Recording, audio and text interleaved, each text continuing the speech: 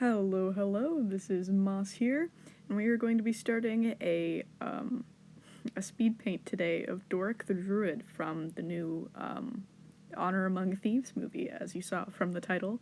So it's going to get started in just a second here, and I'm probably just going to talk about it a little bit as it goes along, because of course it is a speed paint, so I had a lot of trouble starting out with this one. It was very... you can see me struggling. I can't figure out the pose I want to do. I'm trying to figure out how in my style that I would draw her.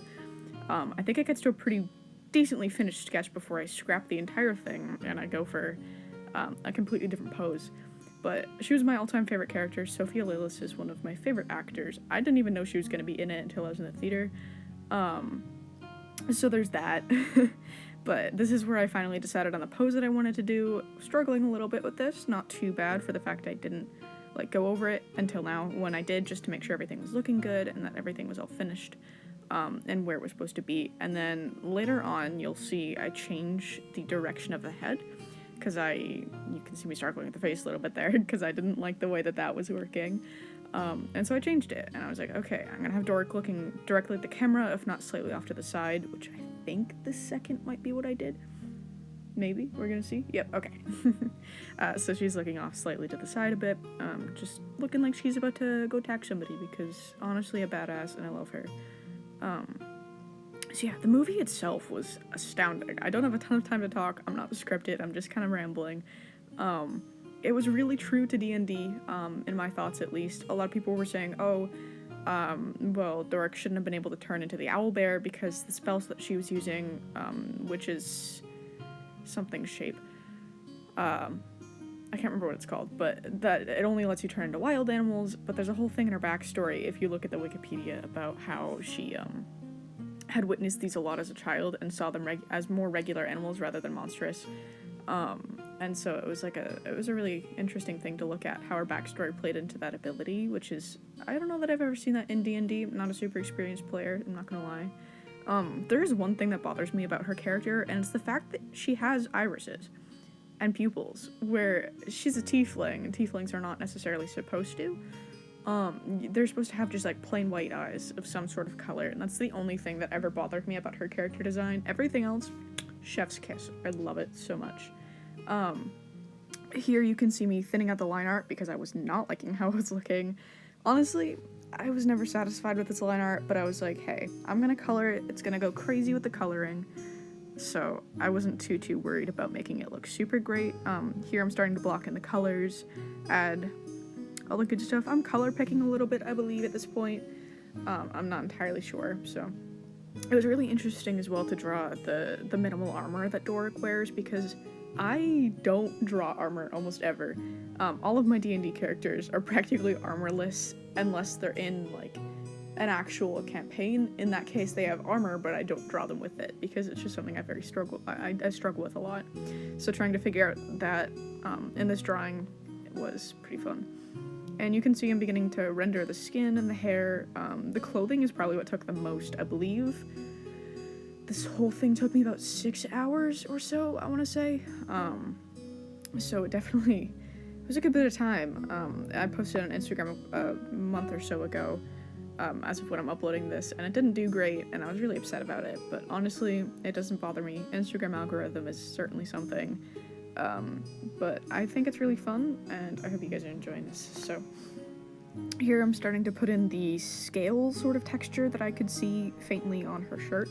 I don't know what her shirt's made of, but it's very scaly looking. If you stare at it up close, there's these gold specks that you can kind of see over on her shirt in the art of her. You can kind of see them as well in the actual screen cap from the movie, which is just gorgeous. I'm staring at Sophia Lillis right now. Chef's kiss. You can see I'm starting to shade in those scales and blend that out a little bit. This part definitely is one of the most time-consuming bits that I did. There were others that also took a good bit of time, but it was mostly those scales. I think I'm finally finished with those, and I'm moving on to the rest of the clothing.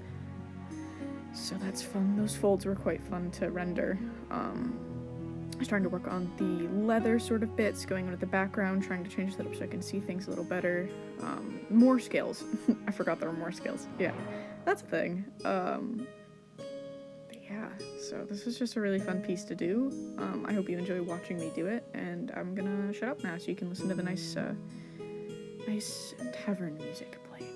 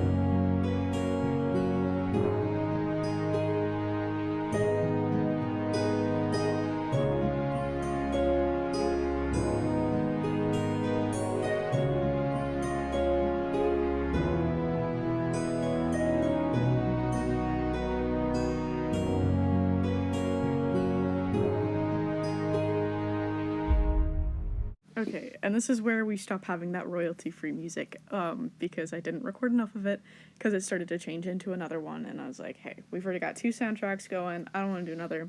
But we are just about finished here. I'm just finishing up with the background, coloring all that in. I actually throw in a PNG at some point and just kind of smudge it all around, just to have, I cheated a little bit, just to have that in. I drew in some extra details over there. The bushes and the ground directly beneath the work are all stuff that I messed with. Adding just the final details with all the lighting, and then we have the finished piece. And I don't like the way iMovie does this, but I have no other option, so. I've recently been really into using the blue effect.